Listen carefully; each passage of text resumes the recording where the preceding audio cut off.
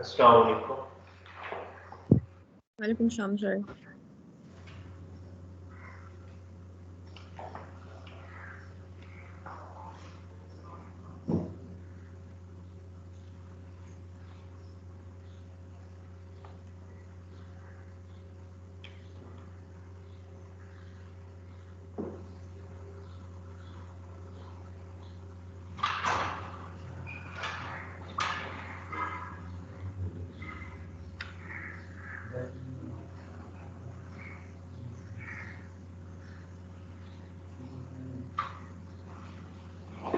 हाँ जी, क्या हाल है आप लोगों के?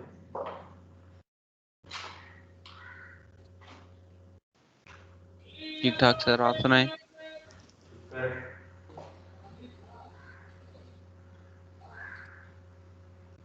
हम चैप्टर 2 आज खत्म करने जा रहे थे।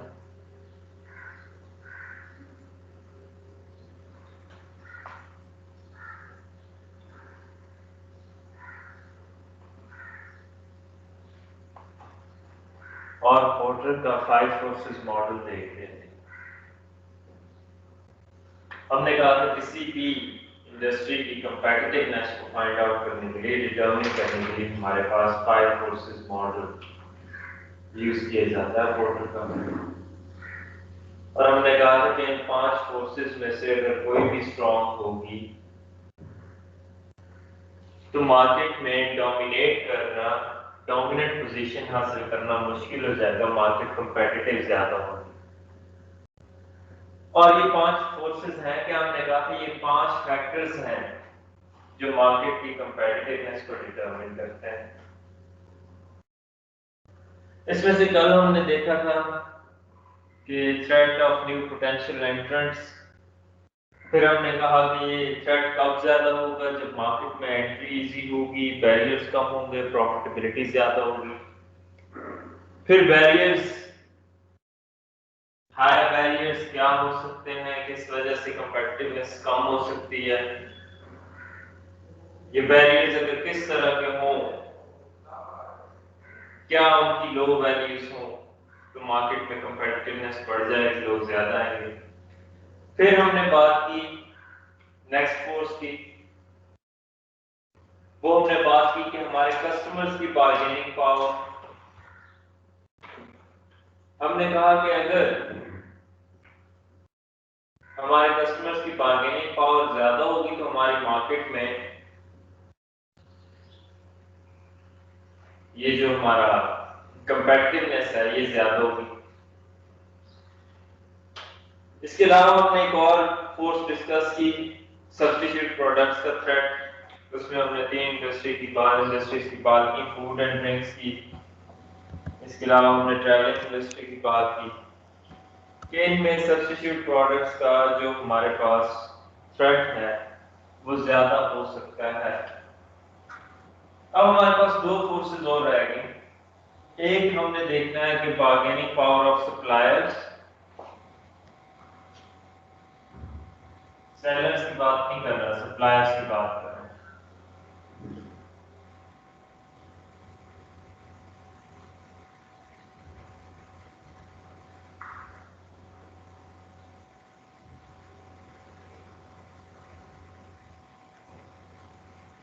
बेटा अगर if bargaining power of suppliers is high,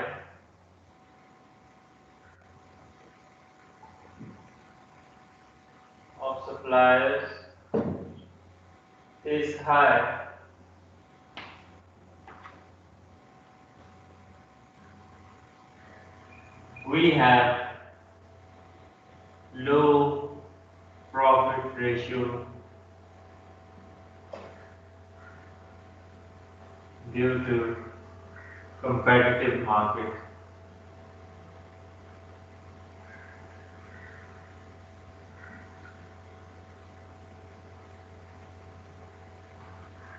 हम आगे फर्ज करेंगे प्रोडक्ट या सर्विसेज बेचते हैं, जो हम सप्लायर से लेते हैं। सप्लायर क्या कर रहा है कि सप्लायर की बार्गेनिंग पावर हाई है। किस तरह हाई है, या तो सप्लायर हमारे पास ऐसा है जो कि हमारे कस्टमर की टेस्ट डेवलप हो चुका है, सप्लायर का वो चीज मांगता है तो उसी की मांगता है।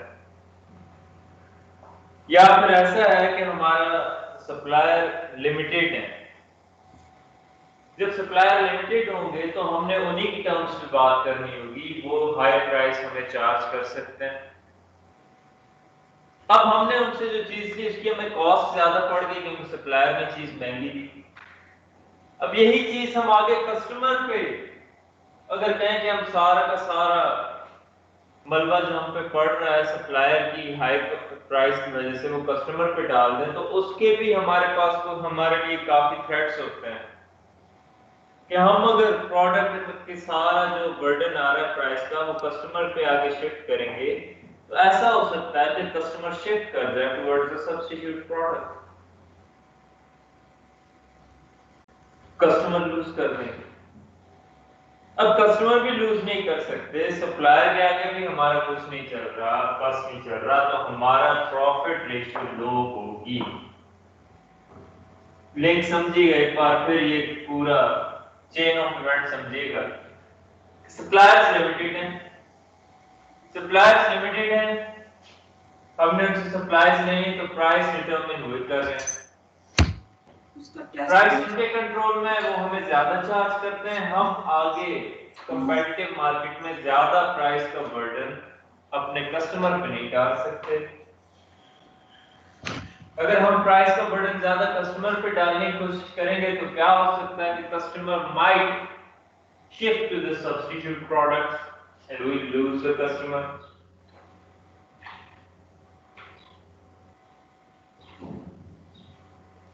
तो एक ये फोर्स होगी बेटा हमारे पास। Excuse me sir. ज्यादातर कौन सी इंडस्ट्रीज में होती है? Excuse me sir. इंडस्ट्रीज में, या फिर ऐसा कर लें कि हमारे पास एयरलाइन सर्विसेज में, अगर हम एयरलाइन सर्विसेज दे रहे हैं। Excuse me sir. सर जब जी जी, सप्लायर्स की बार्गेनिंग पावर हाई होगी तब उनका लो प्रॉफिट होगा। हमें लो प्रॉफिट होगा, हमने सप्लायर से चीज लेनी है, तभी मैंने कहा कि हम अपनी बात नहीं कर रहे एज अ सेलर, हमने जिससे चीज लेनी है सप्लायर उसकी बात कर रहे हैं। अच्छा मतलब हम सप्लायर नहीं है। मामा नंबर तो नहीं आया। हम सप्लायर नहीं है, वीबा माइक ऑन है।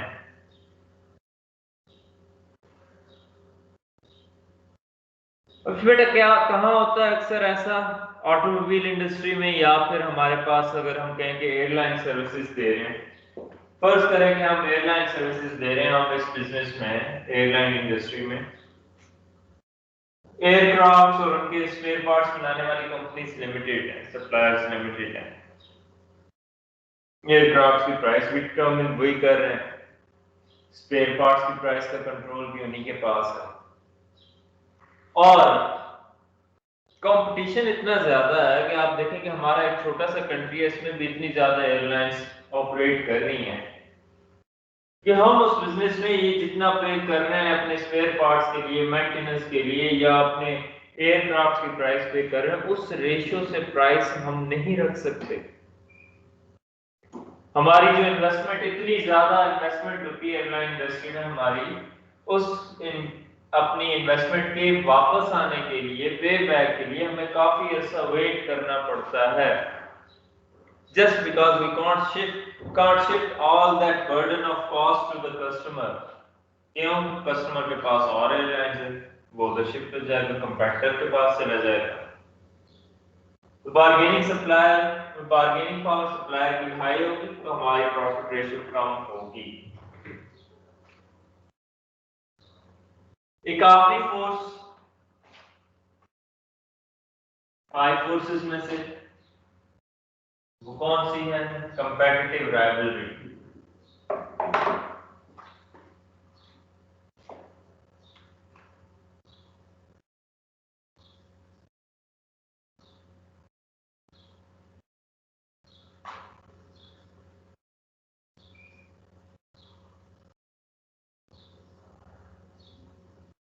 कंपेटिटिव राइवलरी बेटा, कंपटीशन की स्ट्रेंथ इस बात पर डिपेंड कर रही है कि उसमें मौजूद फॉर्म्स कितनी ज्यादा एक दूसरे से राइवलरी रखते हैं। जितनी ज्यादा राइवलरी होगी उतना ज्यादा एक दूसरे से compete करने की कोशिश करेंगे, उतना ज्यादा अपने प्रॉफिट मार्जिन कम करके दूसरी फॉर्म को भी हम मुश्किल में डालेंगे कि वो भी प्रॉफिट मार्जिन कम करे अपना। जब इस तरह प्रॉफिट मार्जिन कम होते रहेंगे तो उसमें से जो छोटी फर्म्स होंगी उनका काम तमाम हो जाएगा, वो मार्केट से आउट होने का खतरा होगा, उनका सर्वाइवल खतरे में पड़ जाएगा। तो डोमिनेंस अचीव करने के लिए अगर हम कंपैरेटिव राइवलरी में जाते हैं, कंपैरेटिव राइवलरी किसी इंडस्ट्री में ज्यादा होगी, फर्म्स एक दूसरे की राइवल्स होंगी, तो वहां पे भी कंपटीशन ज्यादा हाई होगा। If competitive rivalry is high,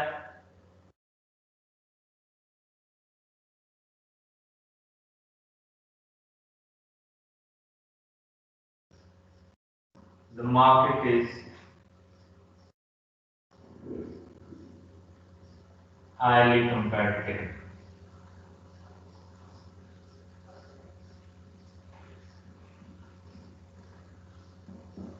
market highly competitive होगी। अच्छा, अब बेटा ये competitive rivalry कहां पे हाई होती है ये भी हमें पोर्टर ने बता दिया। देखिए अब अगर मैं कहूं कि मैं यहाँ पे प्लांट लगा लेता हूँ, इधर पेट में ही लगा लेता हूँ मिनरल वाटर का, अब मैं उसकी प्राइस अगर कम रख रहा हूँ तो क्या नेस्ले मेरे साथ compete करने की कोशिश करेगा? Yes sir. नेस्ले एक बहुत बड़ी फर्म है, नेस्ले एक बहुत बड़ा बिजनेस है, बहुत बड़ी ऑर्गेनाइजेशन है, उसे फर्क नहीं पड़ता अगर कोई छोटे साइज की ऑर्गेनाइजेशन उससे compete करने की कोशिश कर रही है। Yes sir. उसकी गुडविल इतनी है, उसकी प्रोडक्ट डिफरेंशिएशन इतनी है, उसकी कस्टमर बेस इतनी स्ट्रांग है, उसे फर्क ही नहीं पड़ता। कंपैरेटिव राइवलरी उस इंडस्ट्री में ज्यादा होती है जहां कंपीट करने वाली फर्म्स का साइज सेम हो, सेम साइज फर्म्स।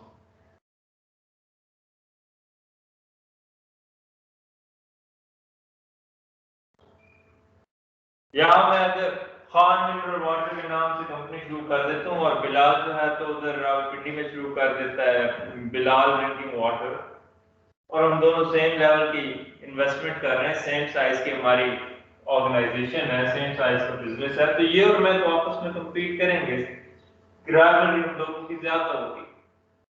बड़ी फर्म से राइवलरी इतनी जल्दी मोल नहीं ले सकते हम जब तक उसके साइज पे ना पहुंच जाए, साइज पे पहुंचेंगे उससे जितनी हमारे ऑपरेशंस होंगे तो उसको जाके टक्कर देने की कोशिश करेंगे। मैं प्राइस कम करने की जरा ऐलान जंग करूं नेस्ले के साथ कि नहीं जी मैं प्राइस कम करनी है, नेस्ले को फर्क नहीं पड़ता, उसकी कई प्रोडक्ट्स हैं, अगर वो सिर्फ पानी की प्राइस मेरा कारोबार खत्म करने के लिए थोड़ी सी कम करे, वो कम करेगा, मेरा छोटा बिजनेस सर्वाइव ही ना कर सके शायद।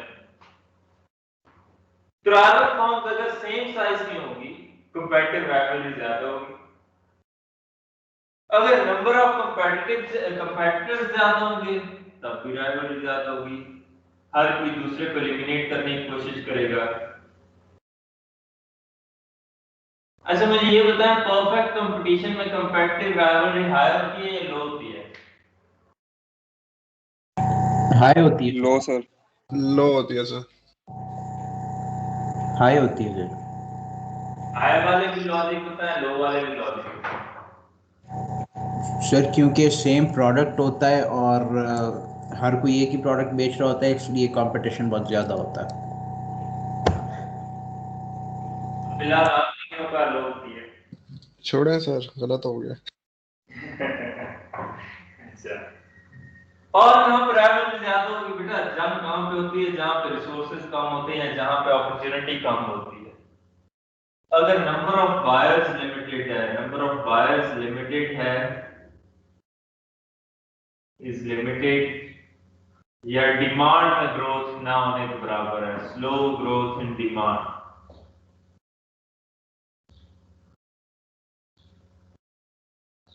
प्रोड्यूस करने वाली चीजें ज्यादा फॉर्म्स हैं, खरीदने वाले कम हैं, तो उन्हीं कस्टमर्स में हमने लड़ते रहना है कि ये मेरी चीज खरीदे, ये मेरी चीज खरीदे। तो कस्टमर को वहां पे काबू करने के लिए, कस्टमर बेस अपनी बिल्डअप करने के लिए हम क्या करते हैं, एक दूसरे से फॉर्म्स compete करती जाती हैं, प्राइस अपनी लो रखती जाती है, प्रॉफिट मार्जिन लो रखती जाती है। अगर प्रोडक्ट सेम होंगी तब राइवलरी ज्यादा होगी, अनडिफरेंशिएटेड प्रोडक्ट्स।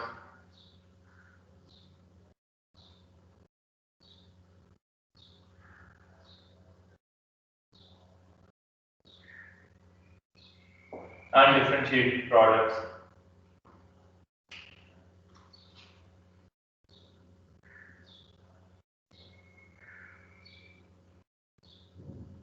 और कहाँ पे बेटा कंपैरेटिव राइवलरी ज्यादा होगी? ऐसी इंडस्ट्री जिसमें हम इतना ज्यादा इन्वेस्ट कर चुके कि उसमें से एग्जिट के बैरियर्स बहुत ज्यादा हैं। एग्जिट कॉस्टली है, when the exit is costly, तो हम ज्यादा से ज्यादा सरवाइव करने की कोशिश करेंगे, ज्यादा से ज्यादा compete करने की कोशिश करेंगे, आखिरी दम तक प्राइस कम करते जाएं, किसी जरिए हम मार्केट में सरवाइव करते हैं, क्योंकि अगर हम बिजनेस ये छोड़ते हैं तो अच्छा खासा नुकसान होगा।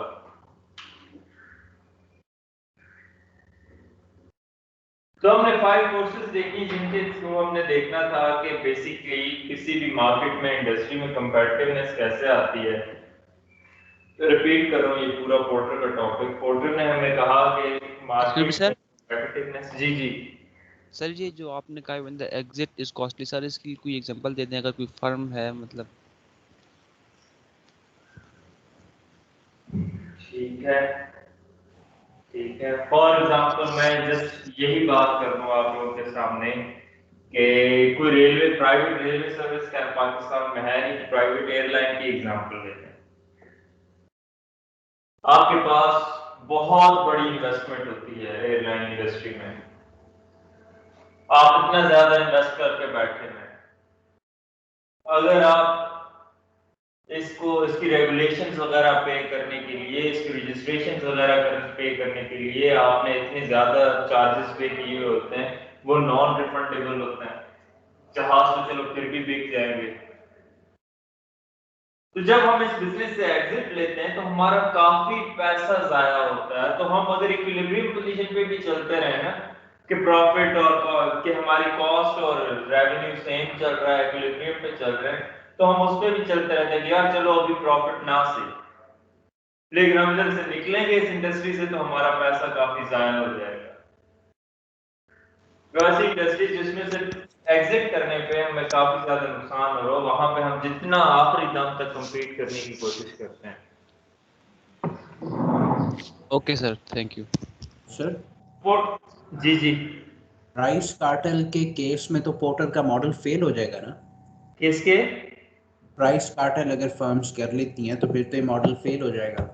राइस और price cartel sir, price cartel. Price cartel की बात कर रहे हैं, किस तरह फेल हो जाएगा जरा एक्सप्लेन करें। सर वो क्योंकि कंपटीशन तो फर्म्स का मेनली प्राइस ही पे होता है, और अगर वो प्राइस ही फिक्स कर लें तो फिर तो ये मॉडल स्टैंड नहीं कर सकेगा। देखो अगर प्राइस फिक्स कर लेते हैं तो फिर क्या होता है हमारे पास कि कंपटीशन और ज्यादा हो जाता है, कंपटीशन और ज्यादा हो जाता है। अब वहां पे कंपटीशन केस उसमें ज्यादा हो जाता है कि हर कोई किस चीज में लगा रहेगा, अनडिफरेंशिएटेड प्रोडक्ट होगी प्राइस कार्टेल में, हर कोई लगा रहेगा किस चीज को अचीव करने में, कॉस्ट लीडरशिप को अचीव करने में। जिस फर्म की कॉस्ट लीडरशिप अचीव हो गई, अगर प्राइस कार्टेल ऐसा है कि कंपेटिटिव प्राइस रखी गई है इंतहाई, तो वो जो बड़ी डोमिनेंट ऑर्गेनाइजेशंस होंगी वो तो सरवाइव कर जाएंगी। छोटी फर्म्स का क्या बनेगा, कितना अरसा लो प्रॉफिट पे काम कर सकती हैं। ठीक है सर, समझ आ गई। अच्छा जी, तो ये टॉपिक हम रिपीट कर रहे थे बेटा कि 5 फोर्सेस उसने बताई जो मार्केट की कंपेटिटिवनेस को डिटरमिन करती हैं। उसमें से पहले उसने बताई कि जनाब net potential threat of new entrants अगर होगा तो मार्केट कंपेटिटिव होगी। मार्केट में एंट्रेंस अगर इजी है, ना इतनी ज्यादा इन्वेस्टमेंट करनी पड़ रही है, ना इतनी ज्यादा नो हाउ की जरूरत है, ना इतनी ज्यादा गवर्नमेंट रेगुलेशंस हैं कि हमें रजिस्ट्रेशंस और लाइसेंस और इस किस्म की चीजों की जरूरत है, तो फिर तो नए कंपेटिटर्स आते जाएंगे और मार्केट में डोमिनेंट पोजीशन हासिल करना मुश्किल हो जाएगा। फिर पोर्टर ने कहा कि अगर ऐसा है कि हमारे कस्टमर की बार्गेनिंग पावर ज्यादा है, सेलर्स बहुत ज़्यादा हैं, कंपीटिंग फर्म्स बहुत ज़्यादा हैं, हमारा कस्टमर जो है तो वो कम है, उनकी कंपीटिंग पावर, उनकी बार्गेनिंग पावर ज़्यादा है, तो मार्केट ज़्यादा कंपेटिटिव हो जाएगी। फिर उसने कहा कि सब्सिट्यूट प्रोडक्ट्स का थ्रेट ज़्यादा है, तो फिर भी हमारी जो है तो मार्केट ज़्यादा कंपेटिटिव हो जाएगी। एक खास लेवल तक ही हम प्राइस इंक्रीज कर सकते हैं, उससे आगे इंक्रीज करेंगे हमारा कस्टमर जो है तो फॉरेन सब्स्टिट्यूट की तरफ शिफ्ट हो जाएगा। फॉर एग्जांपल अगर मैं कहूं कि with in a country travel के लिए हमारे पास एयर ट्रैवल और बस वगैरह का कंपटीशन देख लें, तो रिलेटिवली कंपेटिटिव मार्केट बन जाती है। हाँ, आउटसाइड द कंट्री अगर मूव करना हो तो उसके लिए तो एयर ट्रैवल का इतना ज़्यादा, एयर ट्रैवल को किसी से खतरा नहीं है, कंपटीशन नहीं है उसका, आपस में कंपीटिंग फर्म्स का ही है, किसी और का नहीं। फिर उसने कहा कि अगर आपके सप्लायर्स की बार्गेनिंग पावर ज़्यादा है तो वो आपको प्राइस ज़्यादा चार्ज करेंगे, और एज अ सेलर आप लोग वो सारी प्राइस आगे शिफ्ट नहीं कर सकते towards the customer, because customer दूसरी फर्म के साथ या आपके कंपेटिटर के साथ से चीज लेने चला जाएगा, आप कस्टमर लूज कर देंगे। तो अगर सप्लायर्स के पास, ऐसी इंडस्ट्रीज जिनमें सप्लायर के पास बार्गेनिंग पावर ज्यादा है, वो भी हाईली कंपेटिटिव हो जाएंगी। फिर उसने कहा कि अगर कंपेटिटिव राइवलरी ज्यादा है उस इंडस्ट्री में फर्म्स के दरमियान, और राइवलरी कब ज्यादा होगी, अगर सेम साइज की फर्म्स होंगी, सेम प्रोडक्ट्स होंगी, काफी ज्यादा फर्म्स होंगी compete करने वाली, नंबर ऑफ बायर्स या डिमांड लिमिटेड होगी, इसमें स्लो ग्रोथ हो रही होगी और एग्जिट कॉस्टली होगा उस इंडस्ट्री से, तो वहां पे आपका कंपटीशन ज्यादा होगा। अब बेटा बुक पे जरा पेज नंबर 66 पे ये पास पेपर का क्वेश्चन है, आई थिंक ऑटम या स्प्रिंग 2019 का, और ये one of the most recent questions है एट दिस टॉपिक। इसको एक नजर देख लेते हैं, बुक जरा आप लोग ओपन कर लें।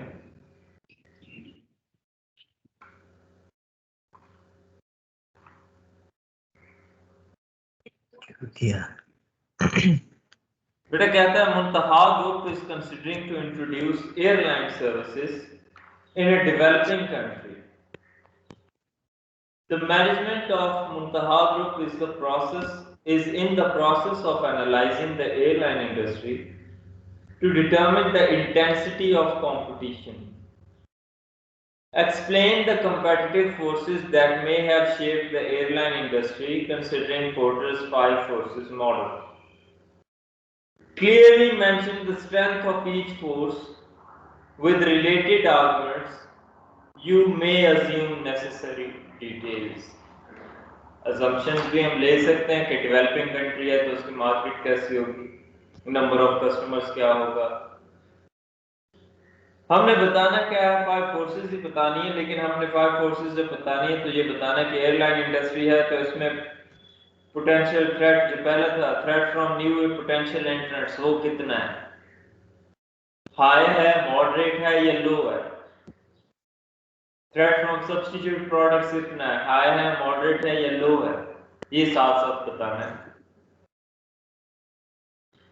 थ्रेट ऑफ न्यू एंट्रेंट्स, क्या एयरलाइन इंडस्ट्री में कैपिटल इन्वेस्टमेंट कम चाहिए हमें या ज्यादा? ज्यादा। ज्यादा। तो एक उसकी वजह से हम कह सकते हैं कि इसमें थ्रेट लो है। क्या एयरलाइन इंडस्ट्री शुरू करने के लिए, क्योंकि हमारे काफी ज्यादा रेगुलेशंस होती हैं, खैर पाकिस्तान में तो ना होने के बराबर है, हमें तो एक अरसे बाद पता चला कि इनके पास तो लाइसेंस ही नहीं है, वरना लाइसेंस, रजिस्ट्रेशंस, गवर्नमेंट रेगुलेशंस काफी ज्यादा होती हैं एयरलाइन इंडस्ट्री की, अच्छा। उनकी वजह से भी हम कह सकते हैं कि न्यू एंट्रेंट्स का थ्रेट ना होने के बराबर है। अच्छा, फिर कस्टमर काफी पिकी चूजी होता है ऐसे बिजनेस में या ऐसी सर्विसेज को चूज करने में जिसमें उसकी सेफ्टी एट स्टेक हो। एयर ट्रैवल के लिए अगर कोई नई मैं एयरलाइन शुरू करता हूँ तो जब तक उसकी एक नाम पेड नहीं हो जाता, जब तक उसके रिव्यूज इतने ज्यादा आम नहीं हो जाते कि हाँ जी इनके एयरक्राफ्ट सही हैं, इनके पायलट सही हैं, ये सेफ हैं, ये, तब तक मैंने मेरा बिजनेस वो खास अर्निंग नहीं दे सकता मुझे। तो कस्टमर बेस बिल्ड करना भी इस इंडस्ट्री में काफी टाइम टेकिंग है, उस वजह से भी कोई नहीं आता इस इंडस्ट्री में, ना होने के बराबर लोग आते हैं। तो बेटा threat of new entrants, in factors को उसने चारों ने लिखा, आपने भी ये सारे फैक्टर्स वहां पे लिखने हैं और पहली लाइन में ही बता देना है कि ये क्या है, लो है या हाई है या मॉडरेट है। थ्रेट ऑफ न्यू एंट्रेंट्स लो है, क्यों लो है हमने रीजंस बता दिए। Threat of substitute, airline services domestic level पे भी होती हैं, डोमेस्टिक ट्रैवलिंग पे, with in a country travelling पे, इंटरनेशनल ट्रैवल पे भी। अब सब्स्टिट्यूट प्रोडक्ट, अगर तो कराची जाने के लिए बस के टिकट और एयरप्लेन के टिकट में हम देखें कोई खास फर्क ना हो तो हम किसकी तरफ जाएंगे? एयरप्लेन की तरफ जाते हैं, एयरप्लेन की तरफ जाते हैं। लेकिन अगर बस के और एयरप्लेन के टिकट में अच्छा खासा डिफरेंस हो, कराची का टिकट, प्लेन का हमारा रिटर्न टिकट 35,000 का हो और बस का हमारा आने जाने का खर्च तकरीबन 12,000 का हो, तो एक एवरेज पर्सन जो कि स्टाइल कॉन्शियस या ब्रांड कॉन्शियस या अपना इमेज कॉन्शियस ना हो वो बस की तरफ ही जाएगा, या अगर अर्जेंसी ना हो तो नॉर्मल सर्कमस्टांसेस में। तो हम ये कह सकते हैं कि डोमेस्टिक लेवल पे तो यहाँ पे थ्रेट ऑफ सब्स्टिट्यूट प्रोडक्ट्स है, क्योंकि डोमेस्टिक ट्रैवलिंग के लिए ट्रेन्स भी हैं, कार्स भी हैं, बसेस भी हैं। लेकिन इंटरनेशनल ट्रैवलिंग के लिए हमारे यहाँ all over the world prefer किसे किया जाता है? एयर ट्रैवल को। तुम कह सकते हैं कि इंटरनेशनल ट्रैवलिंग के लिए वहां पे इसको थ्रेट ऑफ सब्स्टिट्यूट सर्विसेज ना होने के बराबर है। तो ओवरऑल हम ये कह सकते हैं कि जी मॉडरेट सा, लो टू मॉडरेट, इसमें हमें थ्रेट हो सकता है सब्स्टिट्यूट का। फिर नेक्स्ट कोर्स थी बार्गेनिंग पावर ऑफ सप्लायर, जैसे कि तो हमने एग्जांपल भी अभी डिस्कस की है कि इसमें हमारे पास सप्लायर्स कम है तो उनकी बार्गेनिंग पावर ज्यादा है। एयरक्राफ्ट और पार्ट्स मैन्युफैक्चरर्स सप्लायर्स कम है, ठीक है जी। और दूसरा पॉइंट इसी में क्या कहते हैं, there are no or maybe very few substitutes to aircrafts and fuel. हम ये कहें कि जी हमने एयर ट्रैवल इंडस्ट्री चलानी लेकिन हम जहाज नहीं लेते, हम कोई और चीज ले लेते हैं, तो ऐसा पॉसिबल नहीं है। फ्यूल वगैरह ये वो एयरक्राफ्ट उनके पार्ट्स हमने सप्लायर से लेने ही लेने हैं। सप्लायर को हमसे कोई खतरा नहीं है, वो है भी कम तो उन्होंने अपनी मर्जी की प्राइस चार्ज करनी है,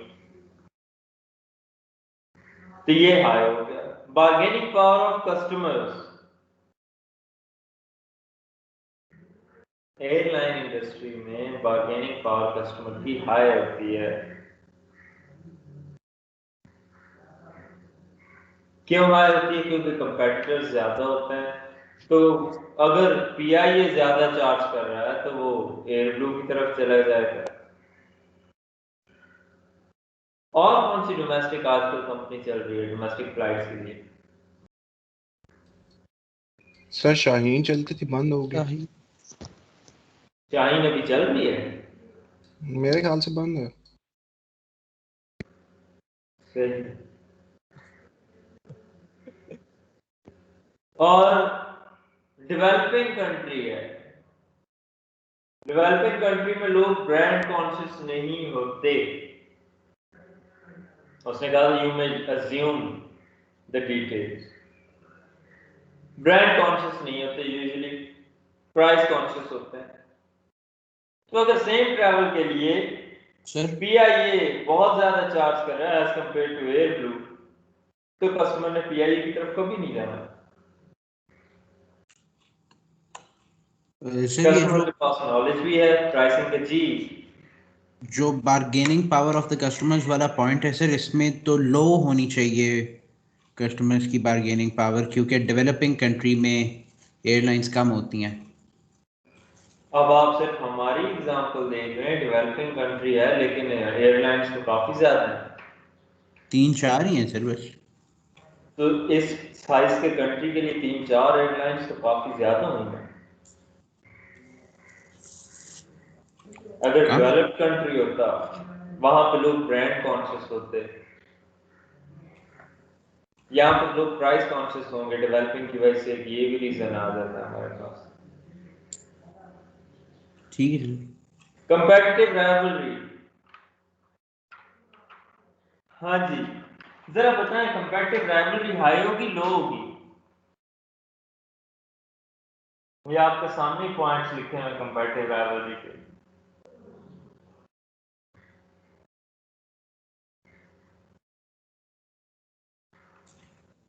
हाई होगी सर। हाई होगी। ये बिलाल और इब्राहिम के अलावा बाकी सारे आज रोजा रख के बैठे हैं चुप का। हमजा भी बोल रहा है कभी कभी। सर काइंडली अगर आप बुक की जो पीडीएफ है वो शो कर दें। क्या शो कर दूं? Book sir. बुक कल की चैट में सेंड की है ना टीम्स में। नहीं सर, आप यहाँ पे शो करें ना सर वीडियो, ये ऑनलाइन, तो शायद कुछ इम्प्रूवमेंट आ जाए। अच्छा, यस एग्जाम्पल सर। सॉल्व करने में, या ये चाहते हो कि बोर्ड का यूज ना ही करें, हम बुक से सर पढ़ें? थोड़ी बुक पर थोड़ी ज़्यादा कंसंट्रेशन हो जाएगी ना सर, तो वाइट बोर्ड देख एक बार देखते ही रहते हैं वाइट बोर्ड को, तो सर फिर बोर हो जाता है बंदा। सर बोर्ड सही है, बुक तो हमारे पास ऑलरेडी है। चलो एग्जाम्पल्स वगैरह पढ़ने के लिए बुक की तरफ शिफ्ट हो जाया करेंगे। Okay sir, thank you. हाँ जी, तो हम बात कर रहे थे बेटा कंपेटिटिव राइवलरी की। तो इब्राहिम कह रहे हैं कि हाई होगी। अब बाकी लोग जरा बताएं कि कैसे हाई होगी, क्या रीजन हो सकता है। हैदर आप बताओ, सना आप बताओ, हबीबा, अब्दुल्ला।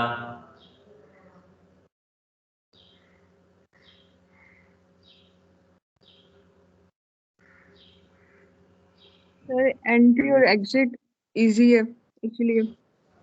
एग्जिट इजी है? डिफिकल्ट होगा इसी वजह से हाई है। बाकी कंपनीज लीव करने के लिए उनका मुश्किल हो जाएगा। कॉस्टली है ना? डिफिकल्ट। यस सर, आपने बताया था डिफिकल्ट है। और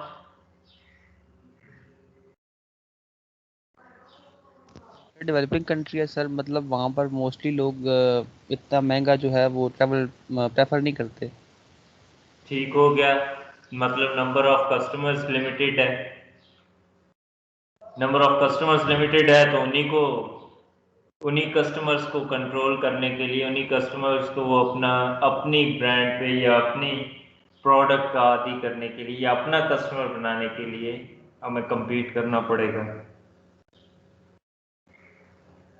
ठीक हो गया।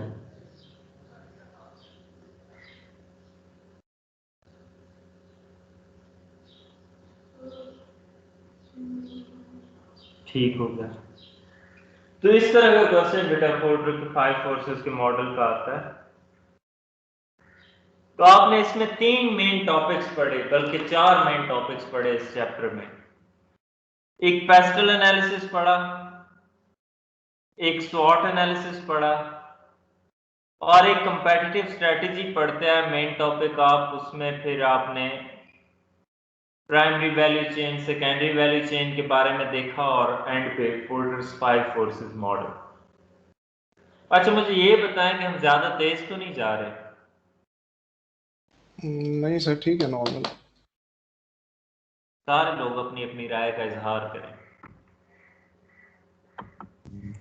सर मेरा ख्याल है यस सर। थोड़ा और तेज जाना चाहिए हमें।